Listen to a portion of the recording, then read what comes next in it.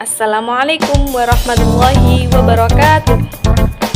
Selamat pagi anak-anak semuanya. Bagaimana kabarnya hari ini? Alhamdulillah, luar biasa, Allahu Akbar. Ya, Alhamdulillah pada pagi hari ini kalian masih semangat semuanya untuk mengawali pelajaran pada pagi hari ini. Mari kita berdoa terlebih dahulu dengan bersama-sama. Berdoa mulai. A'udzu billahi minasyaitonir rajim. Bismillahirrahmanirrahim. Raditu billahi rabbah wa bil islami dina wa bi Muhammadin nabiyya wa rasula. Rabbi zidni ilma warzuqni fahma. Amin ya rabbal alamin. Oke, sebelum mengawali pelajaran atau materi pada pagi hari ini, Ibu akan mengabsen terlebih dahulu tentang kehadiran siswa pada pagi hari ini. Nah, apakah ada siswa yang tidak masuk pada pagi hari ini? Ada? Siapa? Doni. Kemana Doni? Sakit? Oh iya, sudah berapa lama? 2 hari. Oke. Ada yang lain lagi yang tidak masuk? Sudah tidak ada ya? Oke, baik. Berarti semuanya masuk kecuali Doni. Oke. Nah, ada yang tahu pada pertemuan kali ini kita akan bahas tentang materi apa? Ayo, siapa yang tahu? Pasti kalau tahu itu tadi malam sudah sedikit membaca tentang buku-buku paketnya. Ya, siapa? Ayu ya? Apa Ayu? Ya, tentang sistem reproduksi manusia. Nah, apa sih sistem reproduksi itu? Ada yang tahu? Ayo, Ayu atau yang lainnya yang tadi malam belajar pasti sudah tahu. Ayo, apa?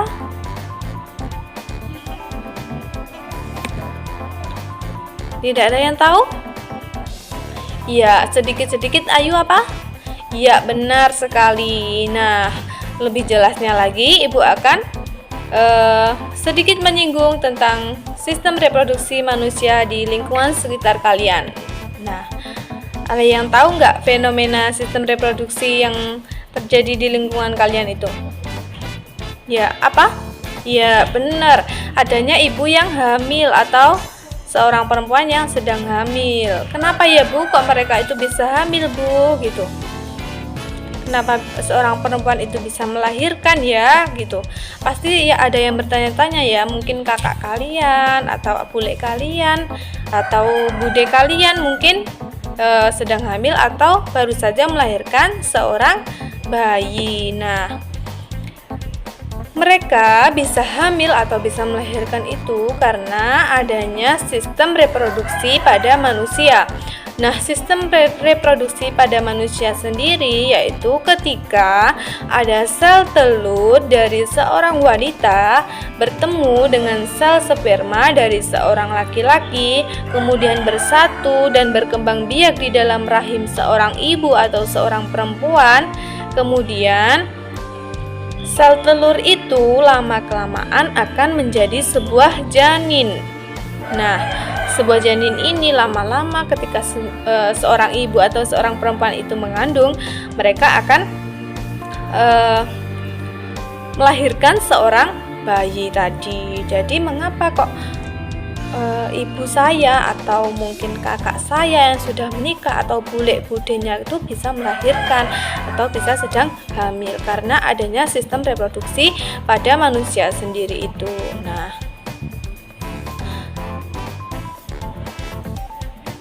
pada sistem reproduksi wanita ataupun pria masing-masing mempunyai fungsi atau peranannya.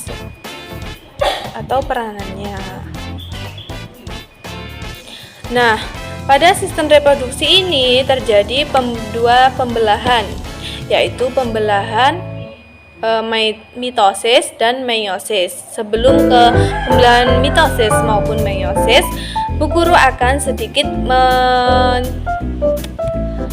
menyambungkan ayat yang berkaitan dengan sistem reproduksi. Apa sih ayat yang berkaitan dengan sistem reproduksi itu? Ada yang tahu? Mungkin kalian pernah membaca juz amma atau Al-Quran. Oh, di juz amma belum ada ya kayaknya. Di Al-Quran mungkin ya. Nah, di Al-Quran mungkin kalian pernah, Al-Quran yang ada terjemahnya itu mungkin kalian pernah membaca. Terus kemudian ada ayat yang berkaitan dengan sistem reproduksi manusia. Nah, apa sih ayatnya itu? Ayat tentang sistem reproduksi manusia ini ada di Quran surat Al-Insan ayat 2 yang berbunyi A'udzubillahi minasyaitonirrajim. Bismillahirrahmanirrahim. Inna khalaqnal insana min nutfatin amsajin nabtalihi faja'alnahu sami'an basyira. Yang artinya, sesungguhnya kami telah menciptakan manusia dari setetes mani yang tercampur yang kami hendak mengujinya dengan perintah dan larangan. Karena itu kami jadikan dia mendengar dan melihat. Nah, inilah salah satu ayat yang berkaitan dengan materi kita pada kali ini, yaitu tentang sistem reproduksi manusia. Nah, lanjut ke pembelahan mitosis dan meiosis. Nah, pada pembelahan mitosis maupun meiosis ini terjadi beberapa fase-fase. Nah, pembelahan mitosis sendiri yaitu merupakan proses seluler yang menghasilkan dua inti identik untuk persiapan pembelahan sel. Nah, pada pembelahan mitosis ini terjadi 5 fase pembelahannya, yaitu yang pertama ada interfase, kemudian ada profase, selanjutnya ada metafase dan anafase, dan yang terakhir adalah telofase. Nah, dari kelima ini, apakah kalian sudah mengerti apa sih penjelasan dari masing-masing fase ini? Mungkin ada yang tahu? Dari 5 fase ini, kalian harus bisa menjelaskan ya nantinya. Nanti yang terakhir Bu Guru akan memberi kesempatan kepada kalian untuk mendiskusikan materi pada pagi hari ini. Sedangkan pada pembelahan meiosis yaitu terjadi 2 pembelahan. Ada meiosis 1 dan meiosis 2. Nah, meiosis sendiri merupakan pembelahan sel telur dan sperma, yaitu sel tubuh pada manusia bersifat diploid atau memiliki 2 set kromosom, 1 set dan dari masing-masing induk dengan jumlah 46 kromosom atau 23 pasang. Secara garis besar, sel yang membelah dengan meiosis memiliki 9 tahap yang terbagi dalam 2 rangkaian, yaitu tadi meiosis 1 dan meiosis 2 ya. Ada yang tahu fase-fase pada meiosis 1 maupun meiosis 2? Sama atau enggak ya, Bu? Nah, sama atau enggak ya kira-kira? Pada meiosis 1 ini terdapat fase yaitu interfase 1, kemudian profase 1 dan metafase 1, telofase 1. Kemudian ada sitokinesis. Lalu apa Bu fase yang ada di meiosis 2? Nah, apa ya kira-kira yang terjadi di ada di meiosis 2 ini? Fase-fasenya apakah sama dengan meiosis 1 atau berbeda? Sebenarnya ini sama fase-fasenya, yaitu ada interfase 2, profase 2, metafase 2, anafase 2, telofase 2 dan sitokinesis 2. Tapi urutannya ini mungkin berbeda. Jadi gitu antara pembelahan mitosis dan meiosis.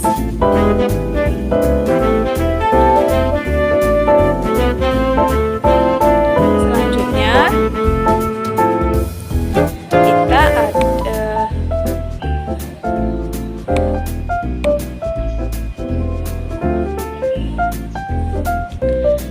kita lanjut ke struktur organ reproduksi pada laki-laki. Nah, di sini Bu Guru sudah menyediakan gambar-gambar yang ada huruf abjadnya, itu ada A sampai I. Nah, itu sebenarnya kalian yang suruh ngisi ya, tapi itu sudah Guru kasih bagian-bagiannya, yang bagian apa, yang bagian B apa, C apa, D apa, dan seterusnya. Nanti kalian bisa menjelaskan. Di situ kan Bu Guru hanya misalkan di bagian D itu ada epididymis pada gambarnya.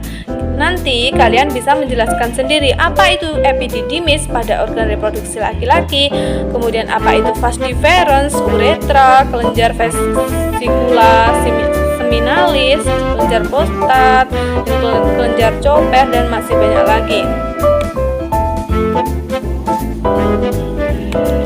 Nah, pada organ reproduksi laki-laki ini terdapat beberapa bagian-bagian organ yang penting, yaitu seperti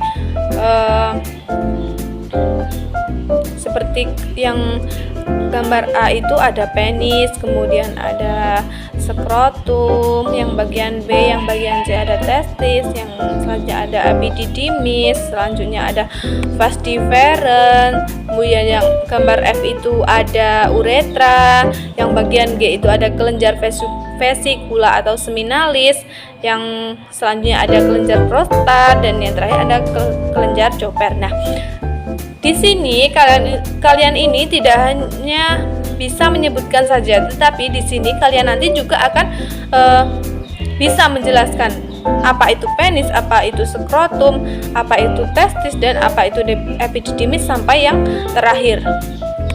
Nah, sedikit Bu Guru menyinggung apa itu skrotum pada organ reproduksi laki-laki, yaitu bagian seperti kantung yang di dalamnya terdapat testis.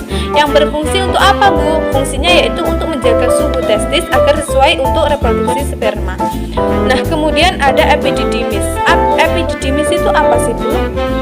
Nanti kalian bisa cari sendiri, tapi di sini Ibu akan sedikit menyinggung dari beberapa poin tadi. Nah, epididymis sendiri itu yaitu saluran yang keluar dari testis yang berbentuk seperti tanda koma dengan ukuran yang kurang lebihnya itu yaitu 4 cm. Fungsinya sebagai apa? Fungsinya sebagai tempat penyimpanan sperma sementara. Nah, begitu. Kita lanjut ke struktur organ reproduksi pada wanita. Nah, di sini juga ada gambarnya lagi.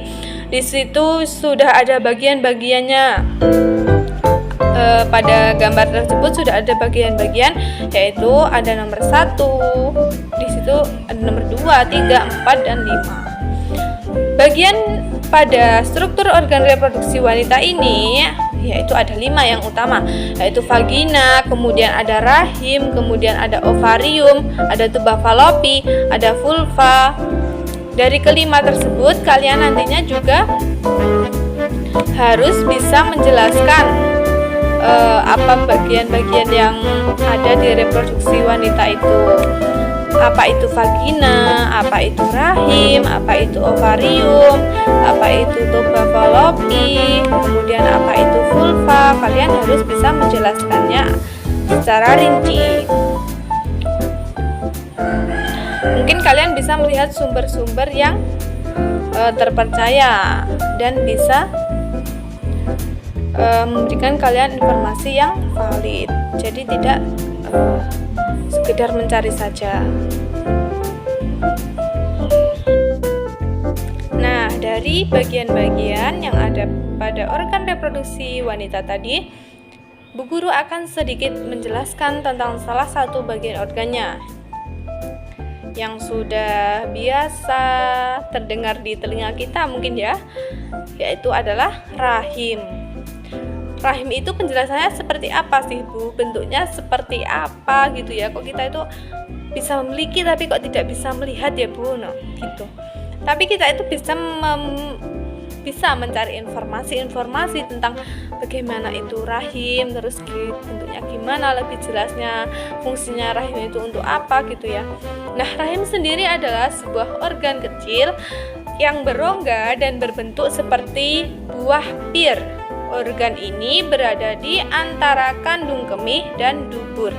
Bagian bawah rahim ini merupakan sebuah saluran yang disebut leher rahim. Leher rahim ini gunanya yaitu untuk menghubungkan vagina dengan rahim. Lalu, fungsinya rahim ini sebenarnya untuk apa? Nah, fungsi rahim ini sangat penting bagi organ reproduksi atau dalam sistem reproduksi. Selama siklus menstruasi normal, lapisan rahim atau yang nama lainnya yaitu endometrium akan diselimuti dengan gumpalan darah yang menebal. Kemudian hal ini dilakukan sebagai upaya untuk mempersiapkan kehamilan. Apabila pada rahim ini atau gumpalan darah yang menebal itu tidak ada pembuahan, maka apa yang terjadi pada gumpalan darah tersebut? Apakah akan tetap menjadi gumpalan secara terus-menerus atau akan hancur? Bukan hancur ya, tapi melebur. Bagaimana ya? Ada yang tahu? Nah, ada yang tahu? Ada. Karena kalian ini sudah mengalami fase-fase menstruasi, di mana pada fase menstruasi ini apabila gumpalan darah atau darah yang menebal pada dinding rahim ini tidak ada pembuahan, maka gumpalan darah tersebut akan luruh atau akan melebur dan akhirnya keluar melalui mana? Melalui vagina, dan terjadilah proses menstruasi pada seorang perempuan. Karena laki-laki tidak mengalaminya. Ya, benar sekali. Nah, itulah yang terjadi pada rahim. Kalau ada pembuahan, bagaimana Bu? Nah, kalau ada pembuahan pada ketika terjadi penggumpalan darah yang ada di rahim itu, maka bisa jadi itu akan menjadi janin nantinya. Kalau tidak ada pembuahan, maka terjadilah menstruasi pada wanita. Begitulah yang terjadi di rahim. Lalu kita lanjut, mungkin ada yang ditanyakan lagi sebelum lanjut ke pembahasan selanjutnya tentang organ reproduksi wanita maupun laki-laki. Ada yang ditanyakan? Ada. Siapa? Ayo. Selain Ayu, dari tadi sudah Ayu saja yang tanya atau menjelaskan. Yang tadi malam belajar mungkin. Ayo. Siapa? Cindy. Oke, Cindy. Apa pertanyaannya? Oke, sebelum Bu Guru menjawab, mungkin ada teman-temannya yang mungkin mau menjawab. Nanti Ibu kasih poin tersendiri. Ada? Ada? Oke, Dini mungkin mau menjawab.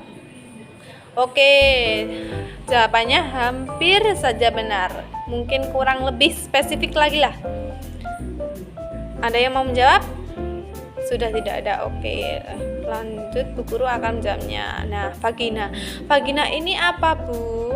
Banyak orang mengira bahwa vagina ini bisa diamati dengan mudah. Hal tersebut salah ya. Vagina ini berada di dalam tubuh sehingga tidak bisa melihatnya secara langsung. Karena bagian yang bisa kita lihat maksudnya ketika menghadap ke alat genital yang dinamakan vulva. Nah, vagina sendiri yaitu saluran yang menghubungkan serviks atau leher rahim ke bagian luar tubuh. Letak vagina tepatnya di belakang kandung kemih, tapi agak lebih rendah dari rahim. Lalu fungsi dari vagina sendiri ini apa? Nah, fungsi dari vagina ini yaitu sebagai jalan lahir bayi saat persalinan serta tempat keluarnya darah saat menstruasi. Vagina juga menjadi jalur akses sperma untuk menuju rahim. Nah, jadi fungsi dari vagina ini sangat banyak sekali ya. Ketika seorang ibu yang sedang melahirkan, maka lewatnya yaitu pada organ vagina pada reproduksi wanita.